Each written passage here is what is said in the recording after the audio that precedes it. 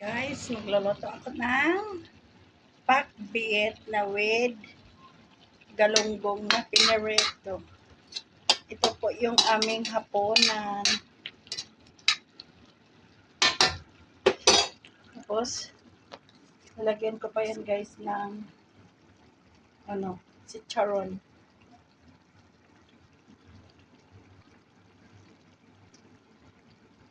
Ayan guys, with chicharon.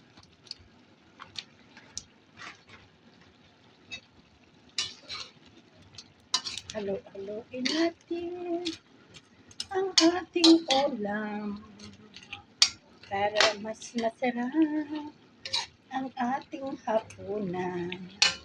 Para healthy po, para sa mga bata, sa mga batang estudyanteng puyat sa pag-aaral. Lutuan natin ng healthy food. Lutong nanay, galing sa pagod. Nanay na gulay.